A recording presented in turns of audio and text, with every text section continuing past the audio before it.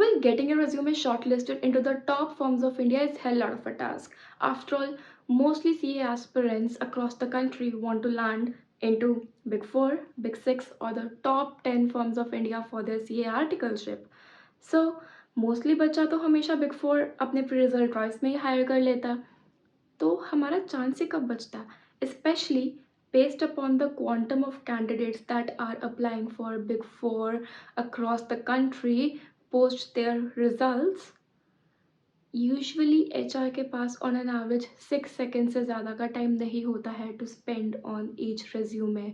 Now keep it in mind that resumes might not be the only criteria for your selection, but a very major one yet. So resumes are basically your first impression, and when you know कि competition इस level का होने वाला है, when all the CA aspirants majorly near you are wanting to apply into a Big 4 and they are legit trying every way out, every referrals, everything that they can in there, that is there in their hands, to get into a Big 4. When you know there's a thing that everybody is wanting so bad, why would you even want to miss a single opportunity even of creating the very first impression? And resumes mark your very first impression into the firm. Resumes आपकी nature का पूरा reading HR को देने वाले हैं. So the very crucial step is to cover the entire personality of yours and write it down into that resume and present it in a well mannered way to the HR of all the firms. Because resume बनाना जितना important है, उतने ही तरीके से उसे present करना is important. So hello my balance sheet warriors, I'm Ishika and I'm currently a CA finalist and I'm doing my CA articleship from KPMG, which is also one of the Big 4s in the stat audit domain. So my resume got shortlisted into the Big 4 majorly, being EY, KPMG and Deloitte, and the Big 6 as well, BDO and GT. So what are the key tips to get your resume selected into such big companies?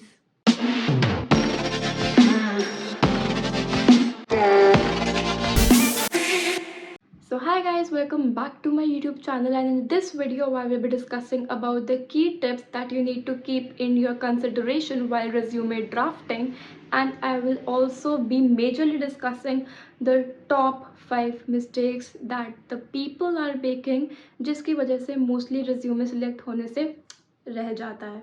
तो guys recently मैंने एक LinkedIn post डाला था जिसमें मुझे भर भर के कमेंट्स आए थे, बिकॉज मैंने मेजरली बच्चों के रिज्यूमेस को रिव्यू करने के लिए प्रॉमिस किया था.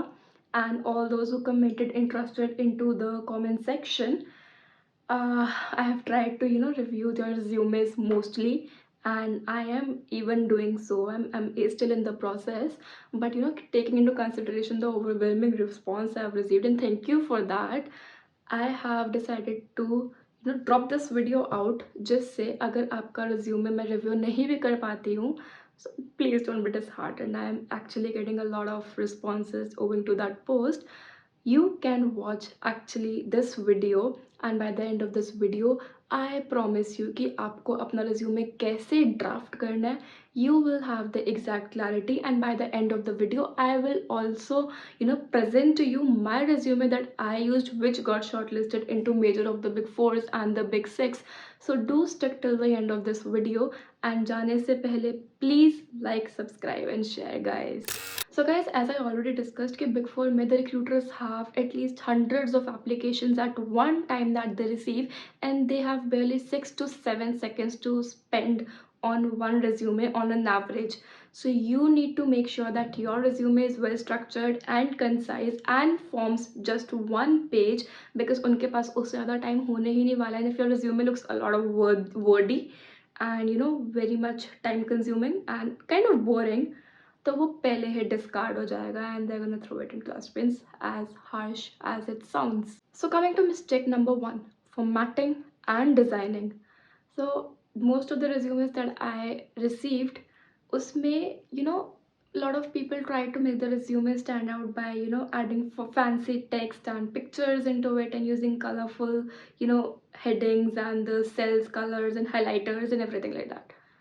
Keep in mind जब भी एचआर आपका रिज्यूमे देखता है वो एक ब्लैक एंड वाइट प्रिंट निकलवाता है. There is no use of absolutely making your resume colourful. It's not वो आपके नोट्स नहीं है कि आपको उन्हें कलरफुल बना के प्रेजेंट करना है. कोई प्रोजेक्ट नहीं है स्कूल का that you have to make it colourful and fancy and this and that. Always stick to professional font which might be Times New Roman, right?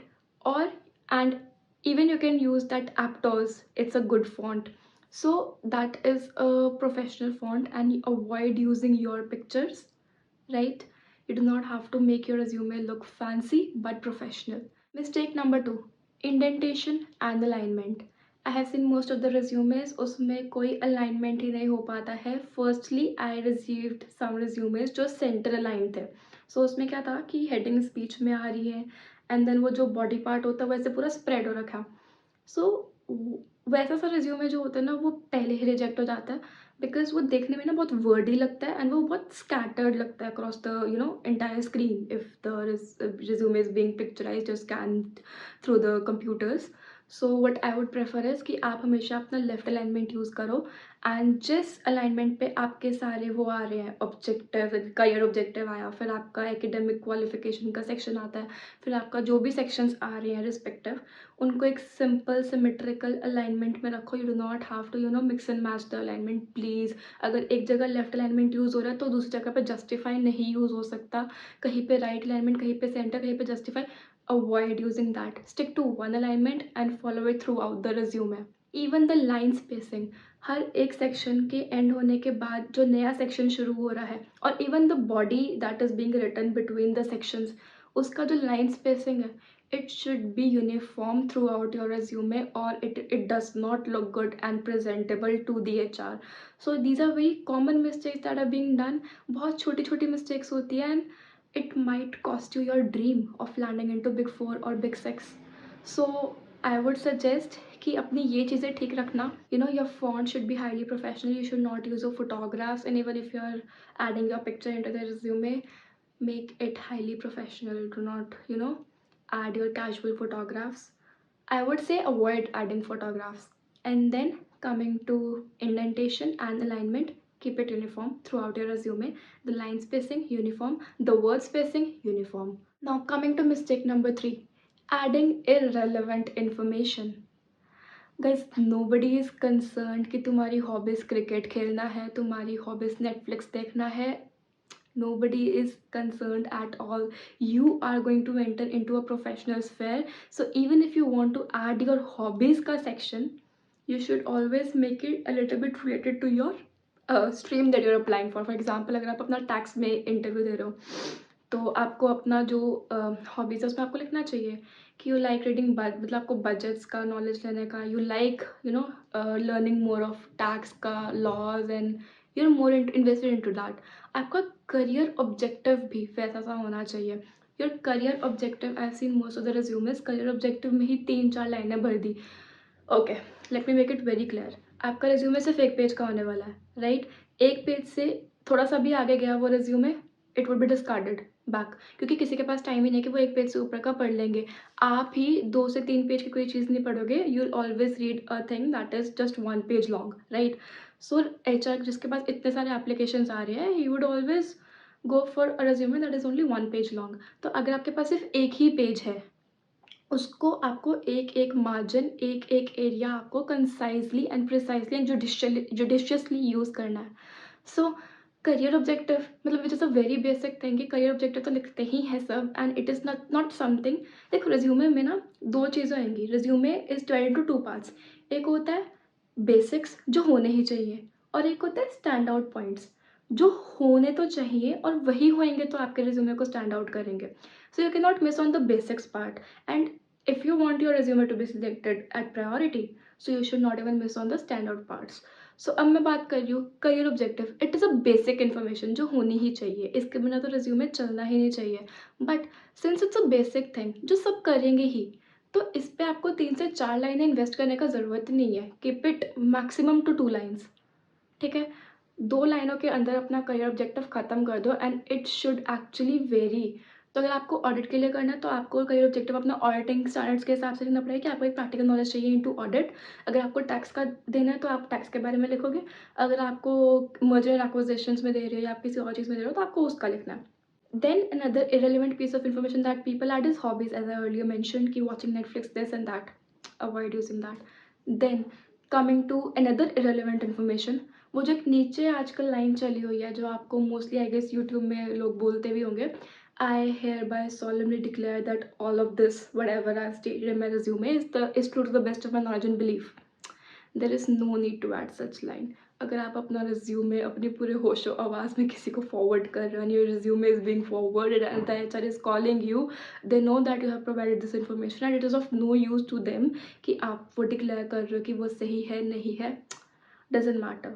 उसके बिना रिज्यूमेज भी चलते हैं and it is not a very important piece of information to be added.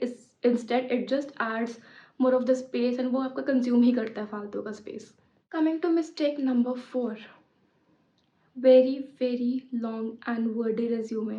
Nobody is going to be bothered about such a wordy resume. It should be very concise and yet it should cover all your aspects, right? So जो ये Verde resumes होते हैं इसमें majorly क्या गलती करते हैं लोग कि ये इतना लंबा resume क्यों बन जाता है इनका। फर्स्ट करियर ऑब्जेक्टिव, ऐसे ऑलरेडी मैंशनड, इसको 3-4 लाइनों में आई डोंट नो वाई क्यों लिखते हो, मत लिखो please. And then the second thing, जो आपका एजुकेशनल क्वालिफिकेशन का टेबल होता है, नाउ आई एम सीइंग कि people are dividing into 2 tables.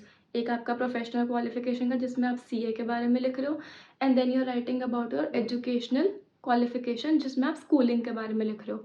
Do not do it, merge it into one. एक ही आपका कॉलम रहेगा एकेडमिक क्वालिफिकेशन का, उसी में ही आपके 5 चीज़ें रहेंगी, आपका सीए इंटर, आपका सीए फाउंडेशन, आपका कॉलेज का ग्रेजुएशन, आपका +2 एंड आपका 10th। एक ही टेबल रहेगा एंड आपके पूरे रिज्यूमे में एकेडमिक क्वालिफिकेशन हर एक टेबल में होता है, एज आई ऑलरेडी मेंशन कि एक बेसिक चीज़ है। It's not something that's making you stand out, right. इसमें स्टैंड आउट क्या करेगा, अगर आप एआईआर हो या कुछ भी हो तो वो आप साइड में कॉलम्स में रिमार्क्स में लिखोगे। बट ये टेबल को जितना हो सके ना छोटा बनाओ। मतलब ये अगर पूरा पेज है आपके रिज्यूमे का तो उसका बहुत ज़्यादा एरिया, अगर आपका सिर्फ एजुकेशनल क्वालिफिकेशन ही ले रहा है तो देर हाई पॉसिबिलिटी कि वो आपका रिज्यूमे डिस्कार्ड कर दिया जाए, सिलेक्ट ना हो, बिकॉज वो ये चीज़ देखेंगे कि एकेडमिक क्वालिफिकेशन के अलावा और कुछ है ही नहीं रिज्यूमे में। एक तो करियर जो ऑब्जेक्टिव आ गया, टॉप पे आपका आ गया आपका इंट्रोडक्शन और आपका लिंक्डइन प्रोफाइल और आपका एड्रेस और फ़ोन नंबर जो भी आप लिखते हो, जबकि एड्रेस ऐड करने की ज़रूरत नहीं होती है anyway. But moving after that आप करियर ऑब्जेक्टिव डाल रहे हो, उसके बाद आप क्वालिफिकेशन डाल रहे हो अपनी एजुकेशनल, जिसमें आप इतना बड़ा टेबल बना देते हो कि नीचे आपके एक्स्ट्रा को करिकुलर्स, आपकी पोजीशंस ऑफ लीडरशिप, आपका वो सब लिखने के लिए टाइम ही नहीं बचता जो आपको एक्चुअल में स्टैंड आउट करेगा। मतलब स्पेस ही नहीं बचता उस चीज़ के लिए। So rather make it concise. अब आप उस टेबल को कम कैसे बना सकते हो, छोटा कैसे कर सकते हो। इंडेंटेशन आपकी एकदम यूनिफॉर्म रहनी चाहिए। Then institute of chartered accountants of India लिखने की ज़रूरत नहीं है। मेक इट शॉर्टन इट, उसको ICAI लिख दो, सबको समझ आएगा कि ICAI क्या होता है, ठीक है। तो उसी से आपका कॉलम जो आप बनते हो ना, आपका कॉलम उससे बढ़ जाता है, जो आप पूरी फुल फॉर्म्स लिखते हो अपने स्कूल की भी। No need to write that. आप अपना स्कूल का भी शॉर्ट फॉर्म लिख सकते हैं, कॉलेज का भी शॉर्ट फॉर्म लिख दो, it's okay, it's absolutely fine, ठीक है। तो आपको वैसे करके मतलब कम वर्ड्स यूज़ करके बेसिकली अपने टेबल फॉर्मेट को छोटा बना देना है। तो ऐसे ही आपका रिज्यूमे पूरे एक पेज पे फिट आ पाएगा। Now moving to mistake number 5, LinkedIn. अब LinkedIn is a very crucial step.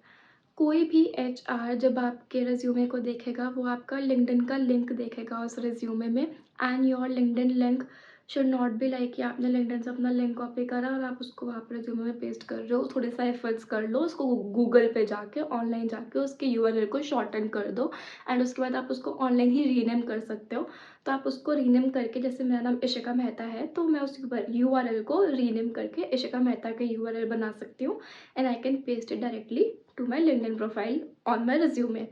So LinkedIn plays a very important role while your resume in resume selection, क्योंकि HR आपका LinkedIn पे जाके क्लिक करेगा, वो लिंक देखेगा, वो LinkedIn आपका देखेगा and then your LinkedIn should be active also. मतलब एक तो अपने LinkedIn पे प्रोफाइल पिक्चर लगा के रखना, अगर आप नहीं रखते हो तो it might lead to a little ambiguity to them coming to additional tips that I would be sharing with you, ये सब तो होगी mistakes. Now what are the actual tips जिससे आप अपना रिज्यूमे स्टैंड आउट करवा सकते हो? Number one, always add a cover letter whenever you send your resume for referral.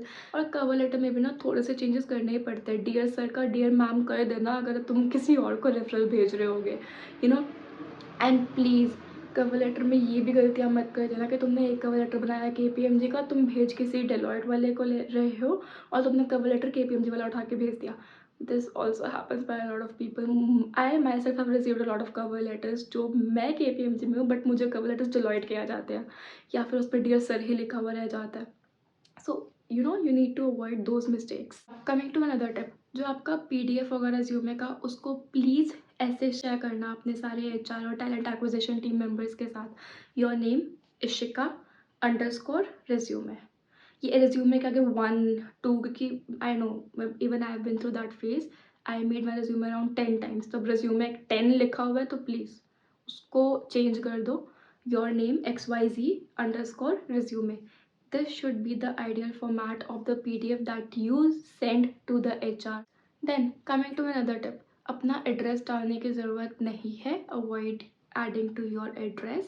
Then your positions of leadership also, आपको वो भी चीज़ add करनी चाहिए, बिकॉज बिग फॉर में यूजुअली आपको वो आपकी ओवरऑल पर्सनैलिटी के बेसिस पे ही सिलेक्ट करते हैं, पोस्ट योर टेक्निकल स्किल्स अगर आप उसमें अप्रूव हो जाते हो उनके थ्रू। तो येस, आप पोजीशंस ऑफ लीडरशिप में आप वो चीज़ ऐड कर सकते हो कि आप कभी अपने स्कूल टीम में किसी टेनिस टीम या किसी भी स्पोर्ट्स टीम या क्रिकेट टीम के कैप्टन रहे हो, या फिर you have been into some literary club and you have been the head of that, या फिर you were the head boy और the head girl of your school और anything like that, add it. उससे आपका enhance ही होता है कि basically you know how to deal with people, you know how to tackle a lot of people, you know how to delegate your work, you know how to maintain the corporate professionalism and all of that. Coming to the last step, अपना achievements, co curriculars and position of leaderships का section आप ऊपर रखोगे और last में आप रखोगे अपनी टेक्निकल स्किल्स और सॉफ्ट स्किल्स। क्योंकि टेक्निकल और सॉफ्ट स्किल्स सबकी मतलब सब ही लिखेंगे, that is again the basic thing, but co curriculars and the positions of leadership would make you stand out, right? तो आपको वो चीज़ भी इम्पॉर्टेंट एक एस्पेक्ट है कि आपको अपनी जो स्टैंड आउट करने वाली चीज़ है आपको वो ज़्यादा ऊपर रखनी है। Yes guys, these are all the points, and now as I promised I will show you my resume. So here's the glimpse of my resume. So guys, coming to the very top, आप इसमें अपना email और mobile number डालोगे, no need to add address as I already mentioned, right? And then coming to the career objective, you can take it for reference as I used, ठीक है? आप इसमें please mandate as I mentioned, आप इसमें सिर्फ के सिर्फ 2 lines ही डालोगे, right? And then you move to your educational qualification का section, and please do not split it into academic and professional section. now coming to this, आप इसको ऐसे ही एक अच्छे से टैबुलर फॉर्मेट में बना सकते हो, ठीक है? जिसमें आपको institute of chartered accountants of India नहीं लिखना है, ये ICAI ही लिखना है, right? And then you add your percentage section and then your remarks कि आपने किस में एग्जाम्शंस लिया which make you stand out. then you have to add achievements and others का section and positions of leadership का section, because this would actually make you stand out from the rest of the resumes.